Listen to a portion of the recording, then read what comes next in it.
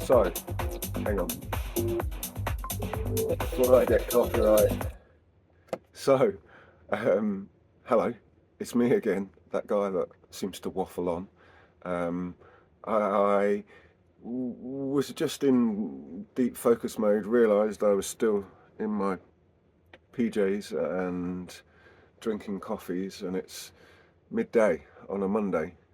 But I've been watching and listening to Jodie Wisternoff's live at Peer Pressure from summer at Bournemouth on the pier, and some of his tunes I'm just like boogieing away and listening, and Jodie holds a little piece of my heart. I've met him several times. He played in the club that I used to work in several times. I've partied with him at the after parties.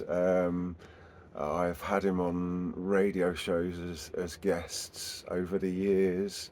Fully supported him.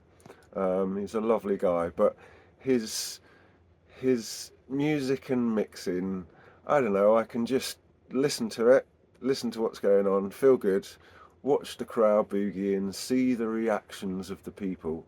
And that gives me kind of that fix that I miss from working in those environments. I still crave it now. Maybe eventually I'll get back into that type of thing because it satisfies my brain with the pressure element. I like to be under pressure. I feel like I perform at maximum capacity when I'm under pressure. But okay, right, I'm gonna carry on looking at code and trying to work out how to optimize a mobile experience. Error. I'm debugging and erroring, and uh, it will work on desktop and it looks beautiful and it functions so nice. But on mobile, I'm struggling because, well, I'm just struggling, and it's probably something that I need to learn. But anyway, I'll get back to you later. I'm going to have another sip of coffee.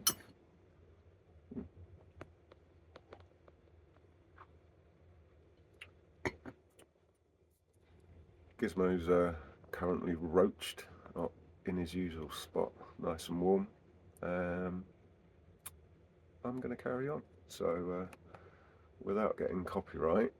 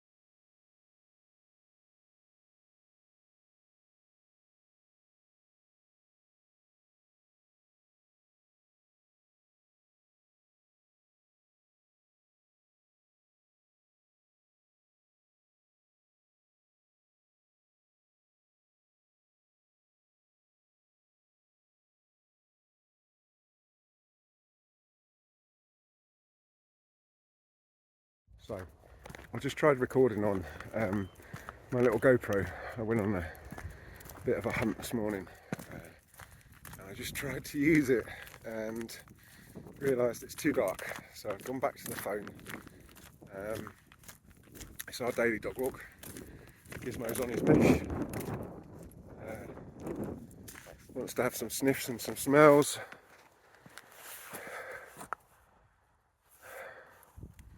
Come on, let's go. We're not going all the way around, dude. Not a chance today, mate. It's cold. You had all day. You refused 3 times to go for walks, and then all of a sudden you're like, right, I'm going to eat 19 munches of dog food and then sit and squeak. It's his way of saying, we're going for a walk. It's like his trigger. It's like his thing that he does when he wants to go out. So today I did some bits and bobs this morning, and then because I realised that I really wanted to bake a cake that I had to wash up, and decided to time lapse it. So about 2.5 hours, complete top to bottom, once over, all the shenanigans.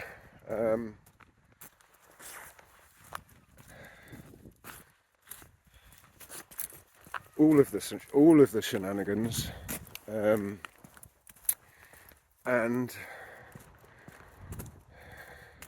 all in preparation for later, because I'm gonna bake you guys a banana cake. Well, I'm gonna bake myself a banana cake, and I'm gonna film it for you guys because I love cooking.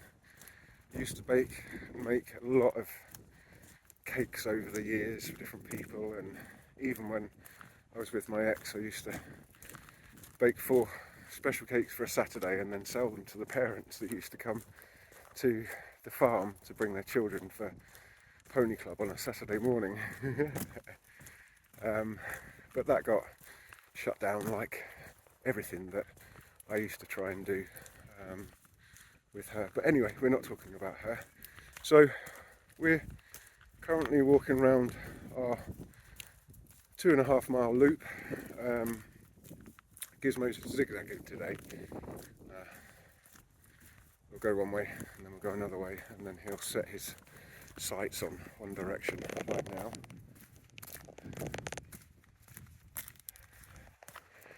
And we go. So I'm trundling along, out of breath as usual. Anyone that's got a whippet knows that you don't get a choice. You can't walk slowly. You have to walk at their speed in that direction, and they get mardy or moody or grumpy, or they'll even tag along behind you and drag you backwards to walk slower if they decide. But mine and Gizmo's average speed is about 3.5 miles an hour, so we don't do too bad. He's found something to sniff. Right, I'm going to sign off now because there's people up there, and I still haven't got over the whole camera in public. Okay, as promised, I'm going to cook a banana loaf because I've got a couple of bananas that are a bit past eating, or well past me eating them. First things first, heat your oven, about 170. Gas mark 5, 6, somewhere around there. I'm on gas, so I normally put it on about a 7. But everyone's oven's different. Make sure you've got room for your tray. Oven's on heating. Next thing, you can do this one of 2 ways. You can grease your tin or line it. I prefer to line it because I can't be arsed with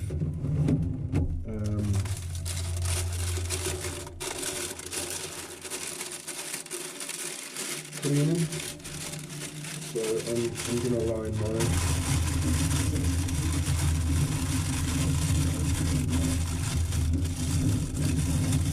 But yeah, cooking, there's something about cooking for me.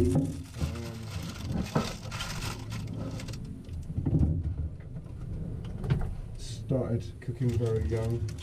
My mum was cooking cakes and things when I was little, and then when I got to an age where I could cook, I'd cook my sister's dinner when my parents were at work.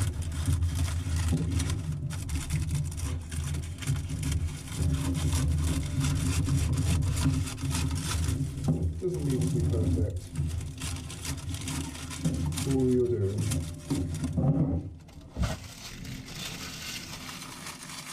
is line in the tray.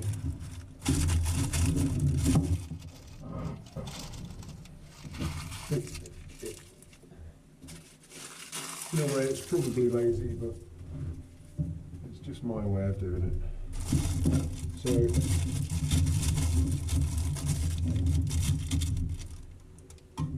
line tray.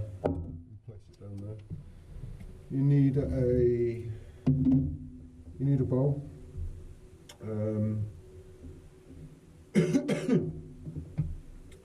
Now, your bananas, we'll deal with bananas in a minute. We'll do our flour, dry things first. You're supposed to measure things out, but I don't know, I don't seem to need to. So we'll bosh some flour in.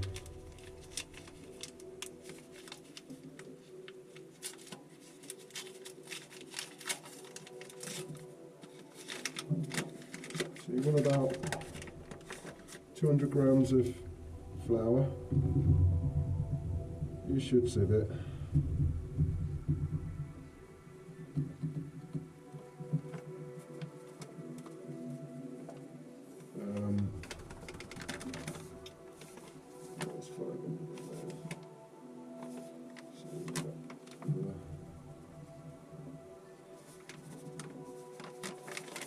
Just roughly 200 grams of flour. You can sieve it. You can also grab a fork and give it some air, knock out the lumps. You're going to do that anyway when you mix in the other dry ingredients. So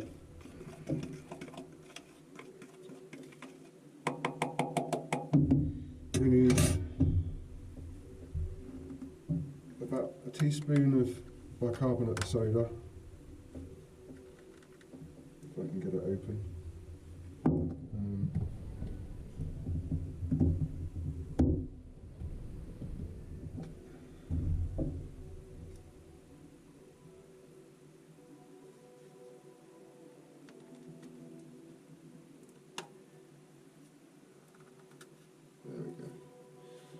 There we go. I've taught hundreds of children over the years. Going back to my early 20s, I used to work for a lovely lady and a company called Mini Chefs.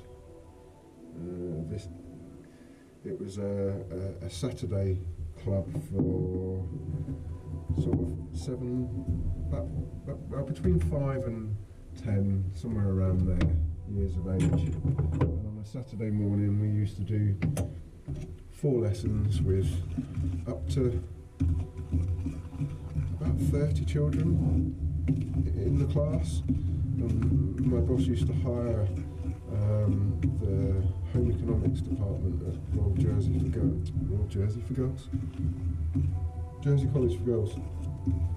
And we used to set up stations, and we used to do a 4-week course, and we had Saturday helpers that used to oversee. And what we used to do was, I started as a Saturday helper, and then it progressed, and it would be sweet one week and savoury the next week, and it'd be a 4-week course, and the children would come, and it would be about an hour-ish per lesson. And we used to do 4 lessons on a Saturday morning, and we used to bake cakes, we used to do pies, we used to make pastry. I think that's when I really got into. I'm trying to multitask, and I'm trying to talk, and I'm trying to cook. So bear with me.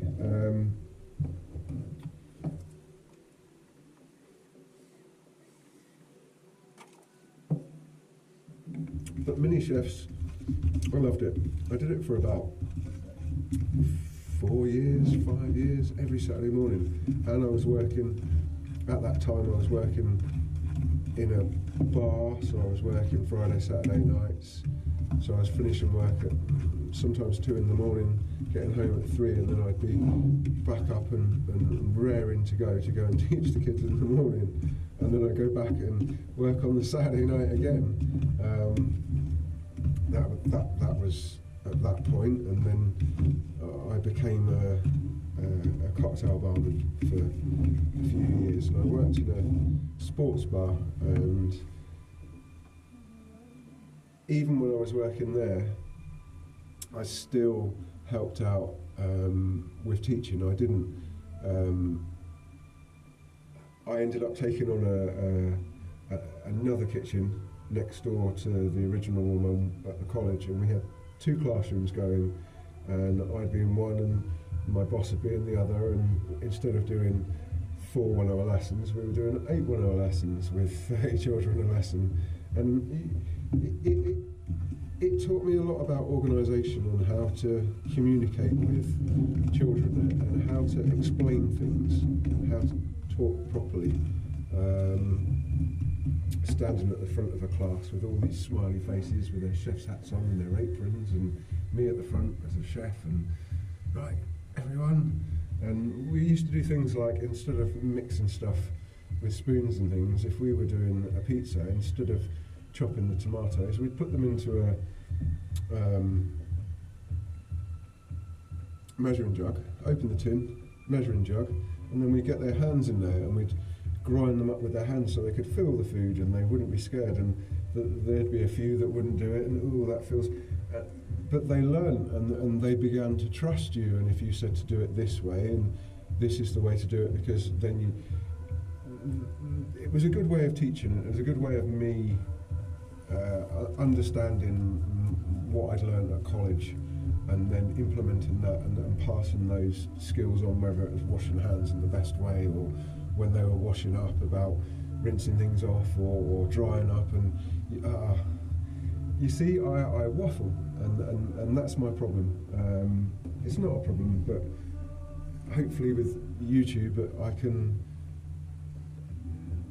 understand it a little bit more. I'm just thinking about what else I need in that. I need some sugar.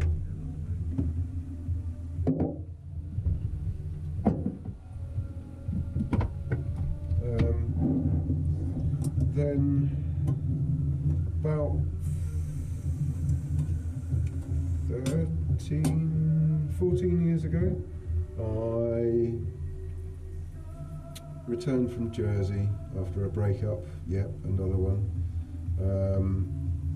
and I got a job with Warburtons, the bread company, as a school visitor, and I travelled around the south of England visiting underprivileged schools, right the way from Bristol all the way across to Poole and Dorset, and all the way across the coast, Southampton, and then all the way up to London, and across almost as far as Kent. And we'd go into schools and we'd give lessons on how to make a sandwich, and we'd touch on health and hygiene, and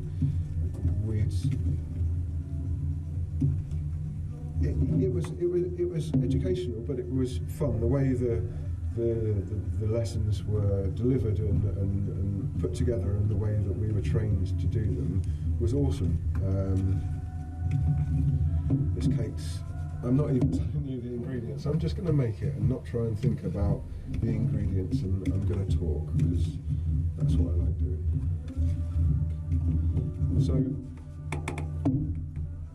working for Warburtons was eye-opening, because some of the schools I went into, some of the children didn't have shoes on, and some of them hadn't. I remember children telling me that they hadn't eaten that day. They hadn't had breakfast, or they were so dirty that their skin I had to change my whole thing about children. I learned that I wasn't allowed you're not allowed to get too close, and you're not allowed to touch them, and the only way you're allowed to interact with them if they cuddle you is to turn away and let them cuddle your leg, and pat them on the head, and that's the only interactions we used to have. But I think I did about 400 schools and around about 3,500 children over the years working there. Warburtons won an award from the FDA, and me and my teammate went up to London to collect the award. That was an experience in itself. I'd never done anything like that, let alone got up on stage and had to sort of stand there and be like, "Hi, I'm Mike," and yeah, I do yeah. Anyway, the cake. I've got flour, sugar, bicarbonate of soda. We need 2 eggs.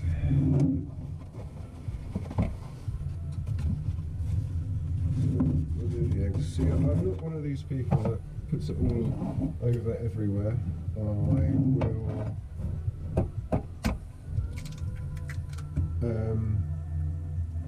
do everything in one bowl. It's a simple recipe. It doesn't need that much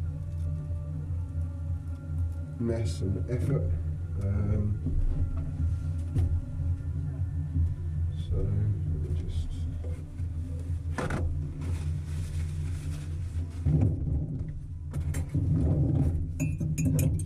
whisk the eggs.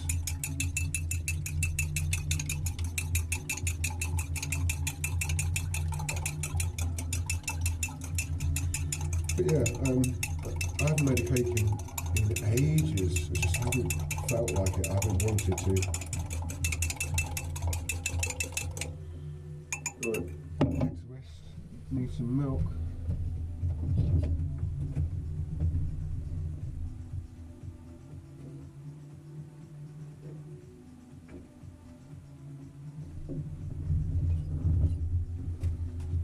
So you want about the same amount of milk to egg. It's the way I've always done it.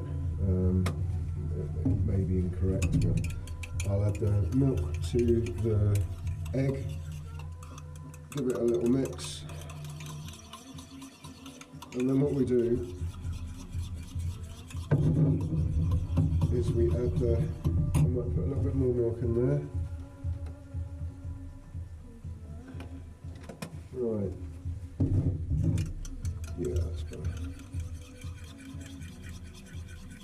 So,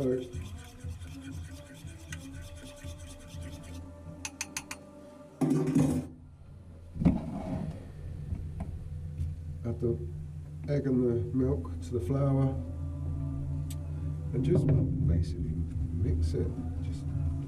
Just keep mixing it. Yeah, it'll be lumpy for a while. It'll go thick. It'll go creamy. You don't need a mixer, and you can use a mixer. If you've got a mixer, it's a lot easier. But you don't get the gooiness. This is my banana loaf. I think it was my granny that taught me how to make this years, and when I was in my early teens, I used to go and stay with her on holiday. She used to make cakes, and my auntie used to teach me. My auntie used to look after me a lot. When my mum couldn't handle me, my aunt would take over. My auntie Pauline, she was awesome. She is still awesome. She used to work for IBM. I always remember when the Intel Pentium chip came out from IBM. I was given one in a plastic box sealed, and I had one, and it was like 00011 or something. It was like the 11th one that had ever been made. Right, my cake. So got my mixture. No lumps, no bits. My sugars mixed in well. All the ingredients are mixed in well. Now the banana. Now you can do this one of two ways. You could do it my way, which is take the banana, peel it, put it in the mug that you had your milk and your eggs in to mix them. There's one.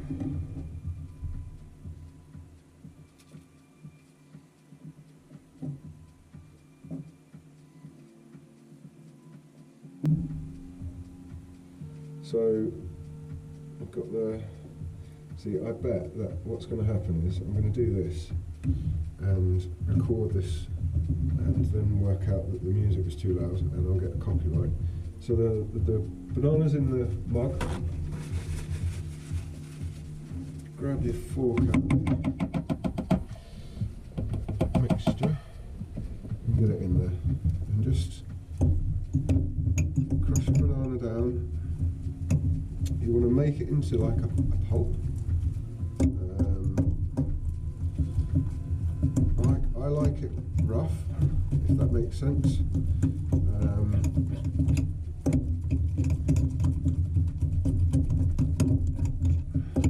So we take it down into like a banana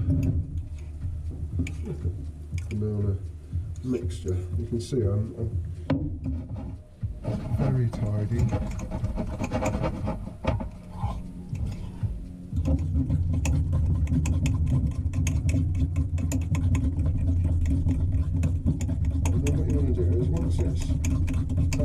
Where it's almost, I don't know how to explain it, but it's almost like this. Add it to your cake mixture. You don't want to mix it too roughly. You want to mix it and just kind of fold it in. There's me talking about making a cake again when I said that I wasn't going to talk about making a cake.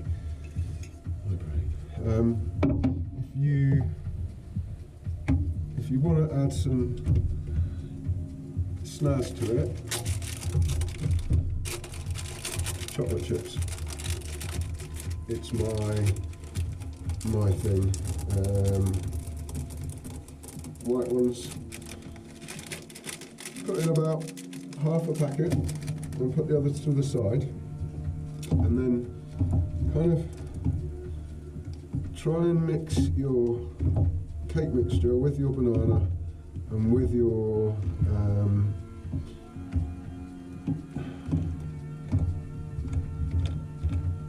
chocolate chips. So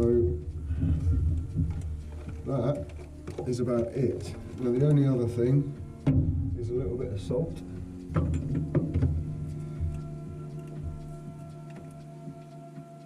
And you want, I don't know, half a teaspoon.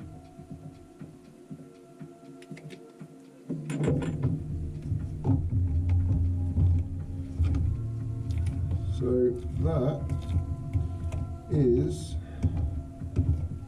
complete.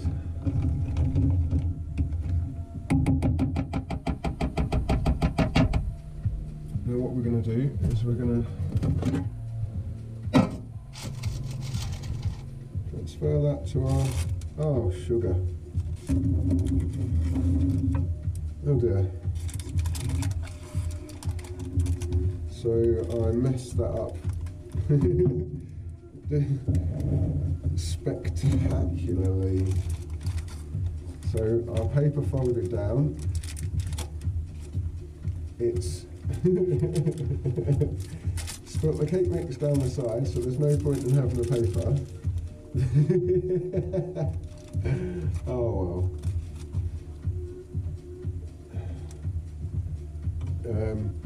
Let's just sort this out.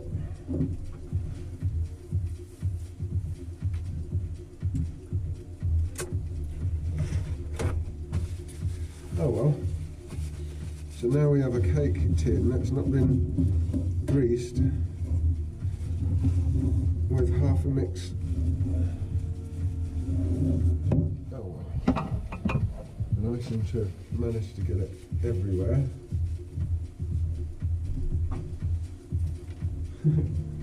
Hilarious.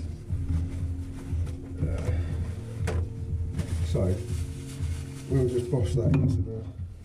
We'll clean the because I don't want it to burn, but you might as well just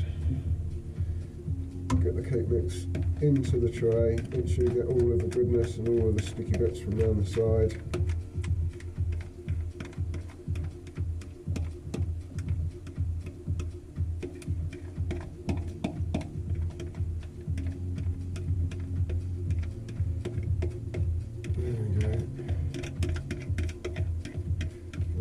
Like me when you were a kid,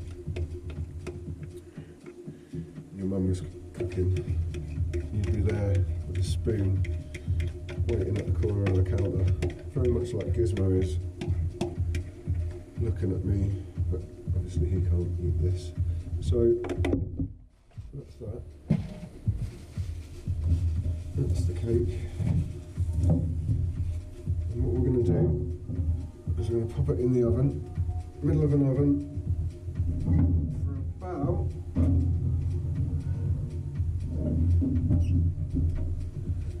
35 to 40 minutes. And the way you test it is you get a skewer or a knife and stick it in, and if it comes out clear and nothing stuck to the knife, and it's moist and it's cooked, and if it comes out and it's wet or there's still mixture stuck to it, it's not quite cooked inside, so it needs a bit longer. But for now I'm going to tidy up and clean up and do my bits, and I will check back when that's done later.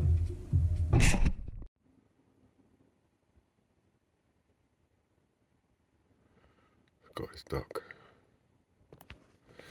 So yeah, so